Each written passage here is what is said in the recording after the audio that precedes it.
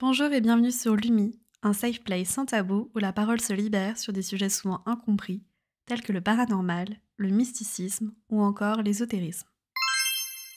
Dans le premier épisode, je vous racontais comment tout a commencé dans la maison de mon enfance.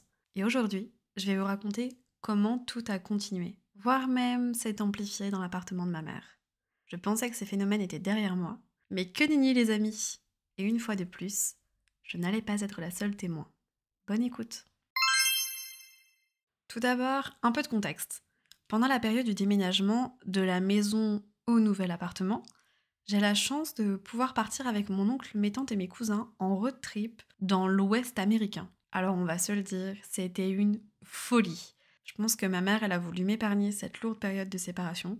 Et honnêtement, ça m'a fait un bien fou vu les derniers mois qu'on venait de passer. Ça a été un voyage incroyable et surtout, ça m'a permis de souffler un peu et de couper un peu avec tous ces événements étranges, inexplicables, paranormaux ou peu importe comment on les qualifie, qui s'étaient passés dans la maison. Quand je reviens et que j'emménage du coup officiellement dans l'appartement, contrairement à la maison, je me sens bien. Enfin, bien. On va dire vraiment mieux. Mais j'avais encore régulièrement la sensation d'être observée. Alors qu'évidemment, il y avait rien. Enfin, rien. Rien de visible en tout cas. C'est vraiment étrange comme sensation de se sentir observé quand il y a rien. Mais je sais pas si ça vous l'a déjà fait.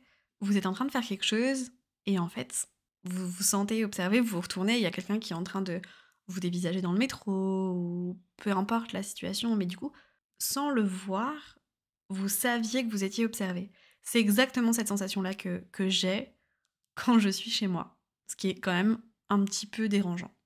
Je commence à me dire que c'est peut-être moi finalement qui suis étrange, jusqu'à ce fameux matin d'hiver. Ce jour-là, je commence le lycée plus tard, genre vers 10 heures. Ma mère, elle est déjà partie au travail depuis longtemps et je suis seule dans l'appart. Je viens de prendre ma douche avec la musique à fond, je suis à moitié habillée, en train de démêler mes cheveux encore mouillés, de chanter et de me tortiller sur du Shakira. Lola, lola, lola. Magnifique imitation, on en conviendra tous.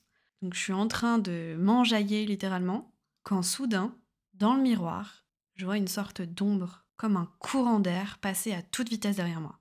Alors que, la pièce, elle a pas de fenêtre et que la porte est fermée. Et puis surtout, que les courants d'air ne se voient pas aux dernières nouvelles. Là, je vous raconte ça un petit peu avec le sourire, mais la réalité, c'est que c'est la panique à bord à ce moment-là. J'ai tout lâché, le sèche-cheveux, la brosse, j'ai laissé mes fringues au sol, j'ai attrapé mon sac de cours à moitié fait, un pull et je suis partie, la tête encore trempée.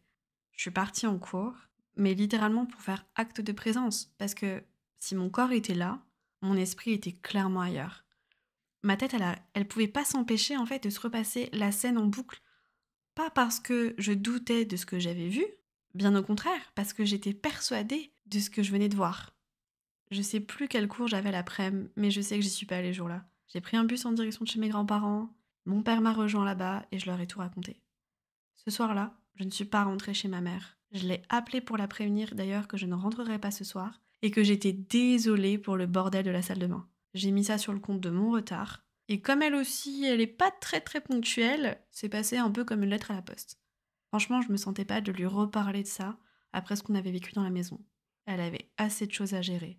Et vu comme elle était mal à l'aise avec le sujet, et moi aussi d'ailleurs, je me suis dit vraiment qu'on allait s'épargner ça et qu'on s'en reparlerait plus tard, un jour, ou peut-être même jamais. Les mois ont passé et j'ai fini par simplement m'habituer à cette sensation d'être observée.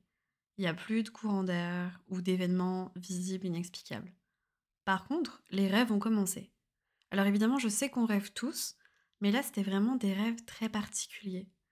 Vous savez, le genre de rêve où ça, c'est presque réel tellement ça reproduit la réalité.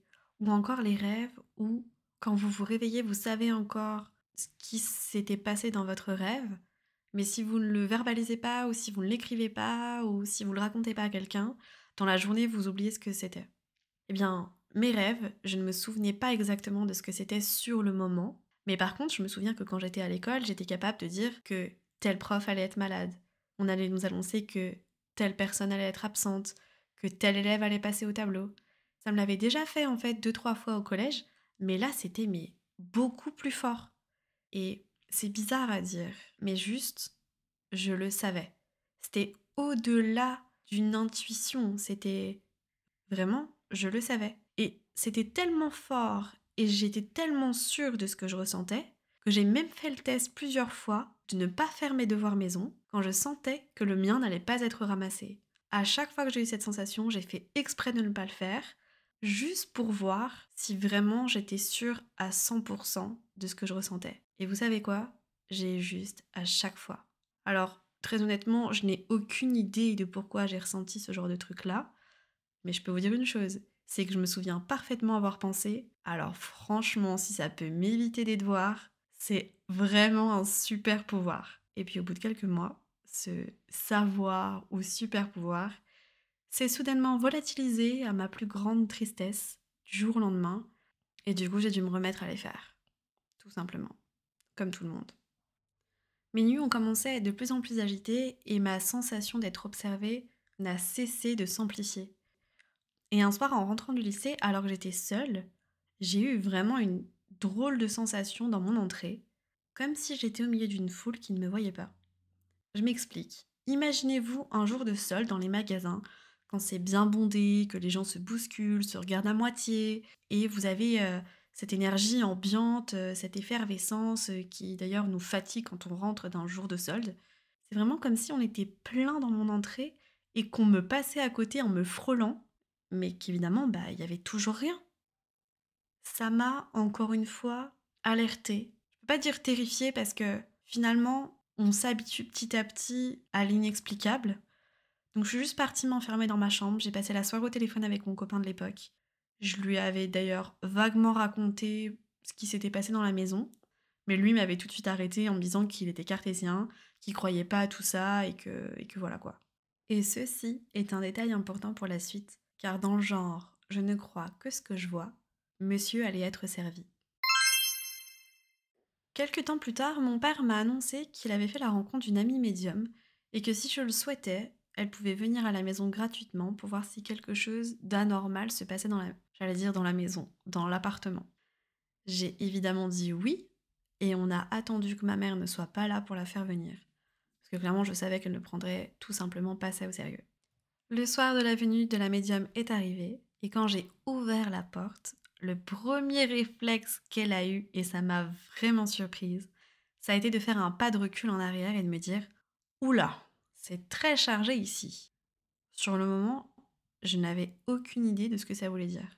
Je l'ai fait entrer, et alors que j'allais m'avancer pour lui montrer où était ma chambre, elle m'a fait signe pour me montrer qu'elle savait déjà exactement où elle était. Quand je lui ai posé la question de comment elle avait su où était ma chambre, parce qu'elle n'était jamais venue auparavant et que mon père ne lui avait pas dit où était ma chambre, elle m'a fait un grand sourire qui en disait vraiment long sur ce qu'elle pouvait savoir et m'a juste répondu: c'est l'endroit le plus chargé de l'appartement. Donc c'est comme si elle avait été attirée là-bas comme un aimant. Une fois dans ma chambre, elle m'a demandé si je dormais mal la nuit. J'ai répondu que oui, mais j'ai rapidement compris que ce que j'avais pris pour une question était en réalité une affirmation. Parce que pour elle, vu les énergies ambiantes de ma chambre, il était impossible d'avoir un sommeil calme et réparateur. Elle a commencé à faire le tour de ma chambre et à pointer des objets qui étaient des souvenirs qu'on m'avait ramenés de certains voyages, que ce soit des statuettes, des bijoux, un pagne de Vainé qui était accroché à mon lit et qui revenait d'Hawaï. Elle faisait vraiment le tour de plusieurs objets, tout en m'expliquant que les objets pouvaient être chargés d'une énergie de l'endroit d'où ils venaient, que celle-ci soit bonne ou mauvaise. Elle est très concentrée, je suis très concentrée, il y a beaucoup d'infos, elle observe tout, elle me pointe tout du doigt, elle m'explique, elle me met en garde. Moi, j'attrape tous les objets en même temps qu'elle parle pour pouvoir les enlever de ma chambre. Puis soudainement, elle s'approche de ma commode et me dit cette phrase, mais qui m'a marquée à vie: il ne faut jamais dormir face à un miroir. Ce sont des portails vers les mondes de l'invisible. Soit tu l'enlèves, soit il faut le couvrir chaque nuit avant d'aller te coucher. J'adorais ce miroir, mais je peux vous dire que je l'ai immédiatement retiré pour pouvoir le descendre plus tard à la cave. Aujourd'hui, j'ai quand même un miroir dans ma chambre qui n'est absolument pas face à mon lit, au contraire, qui est du côté de ma tête, donc je ne vois pas mon reflet à l'intérieur. Je ne le vois pas d'ailleurs tout court, puisqu'il est, il est du même côté que j'ai ma tête. Donc vraiment, s'il y a un conseil que vous pouvez retenir de ce podcast, si jamais vous trouvez que vous avez un sommeil qui est compliqué et que vous dormez face à un miroir, retirez-le. Et si vous ne pouvez pas le retirer pour X ou Y raison, par exemple parce qu'il est collé sur une des portes de pas de votre commode, mais de votre armoire, ce qui est souvent le cas par exemple pour les armoires IKEA, eh bien couvrez-le. Faites le test. Et après, laissez-moi savoir si vous avez mieux dormi une fois votre miroir couvert. Mais revenons à nos moutons. Quand on a enfin fait le tour de ma chambre, on est allé s'asseoir dans le salon. Et pour la première fois, j'ai enfin fait face à quelqu'un qui savait exactement de quoi je parlais lorsque je lui racontais les événements inexplicables que j'avais vécus. Et là, sortie de nulle part, elle me dit: Tu sais, Diane, ton ancienne maison, elle était très chargée. Et quand je dis chargée, ça peut être chargé en énergie positive ou négative, ça peut être lié à la mémoire du terrain sur lequel elle a été construite, ça peut aussi bien être habité par des défunts ou d'autres choses, mais il faut que tu comprennes que cette maison n'a été qu'un élément déclencheur. Je sais que ça fait peur, mais c'est aussi lié à toi.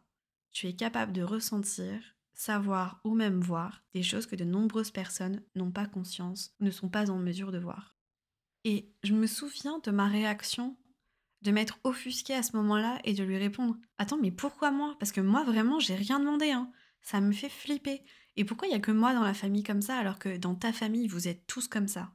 Et encore, leur famille, c'était bien pire que ce que moi, je pouvais vivre au quotidien, car eux sont capables de voir des défunts aussi nettement que des humains. Donc si vous avez vu la série Ghost Whisperer, c'est vraiment quasiment la même chose de leur côté. Et je vais être honnête, je trouve ça terrifiant. Je n'ai jamais vu ce genre de choses comme eux, et surtout, je ne veux pas voir ça. Ce que je traversais à ma petite échelle était amplement suffisant. Je me souviens plus de toute la conversation qu'on a eue ce soir-là, dans les moindres détails, mais je me souviens à la fois du sentiment d'incompréhension, d'injustice que ça m'arrive à moi, et à la fois du soulagement que j'ai eu de pouvoir enfin discuter avec quelqu'un comme elle, qui comprenait ma réalité et qui pour la première fois avait quand même des réponses à mes questions, après toutes ces années. D'ailleurs, petit aparté, mais ce soir-là, elle m'a conseillé de noter ou de dessiner mes rêves pour essayer de mieux les comprendre, chose que près de 20 ans plus tard je fais encore parfois, et ça m'a permis, il y a encore quelques mois, de valider des rêves prémonitoires que j'avais faits. Mais ça sera l'objet d'un autre épisode. Vous vous souvenez quand précédemment je vous disais qu'il allait y avoir quelqu'un d'autre qui allait être impacté par ces phénomènes inexplicables? J'y viens maintenant.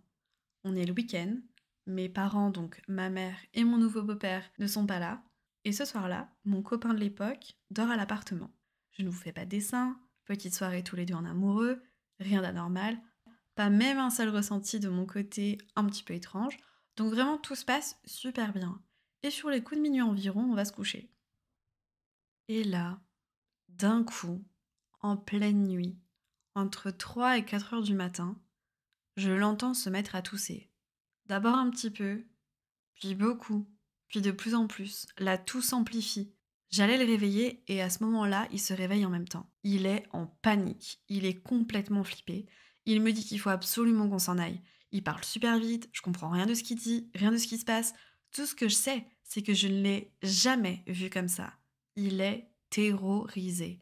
J'essaie de le calmer, de le faire asseoir, de le faire respirer. J'ai beau lui dire de prendre le temps de m'expliquer ce qui se passe, il refuse catégoriquement de me parler tant qu'on est dans cet appartement. Il attrape mon manteau, mon sac, ma main et me fait dévaler les escaliers à toute vitesse jusqu'à la voiture. Nous voilà donc en pleine nuit, dans sa voiture, lui qui tousse à moitié, en pyjama avec nos manteaux, en direction de chez ses parents qui habitent la ville d'à côté. Entre son air déboussolé, sa respiration forte et son silence, le trajet me paraît mais infini. Une chance qu'il n'y a personne sur la route vu l'état dans lequel il est.